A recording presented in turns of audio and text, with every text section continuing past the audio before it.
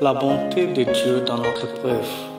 Pendant l'année en cours, lorsqu'on essaie de jeter un petit regard en arrière, ce sont peines, deuil et tristesse.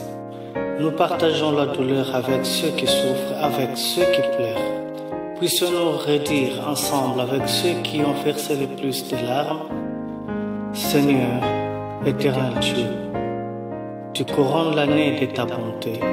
Tu as racheté notre vie de la force et tu nous couronnes de tendresse et de compassion. À cause de sa bonté, Jésus-Christ se souvient des siens dans l'épreuve et ne les abandonne jamais. Sa bonté est notre consolation. La peur de manquer du nécessaire peut-il nous affliger, nous rendre inquiets ou nous mettre en souci? Certes non. Le Seigneur Jésus, dans sa bonté, a tout préparé à l'avance pour ceux qui l'appellent son troupeau et en faveur de l'affligé. Et il les leur accordera au moment opportun.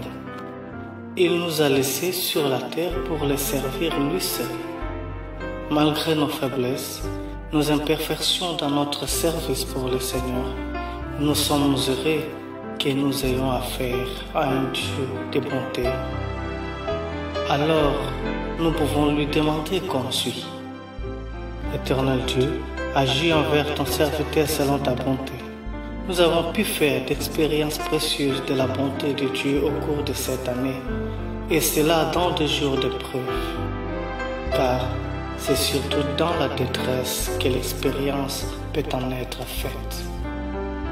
Répétons tous ensemble: Seigneur Jésus, ta grâce nous suffit. Que la grâce du Seigneur Jésus-Christ soit avec notre esprit. Amen, amen, amen, amen.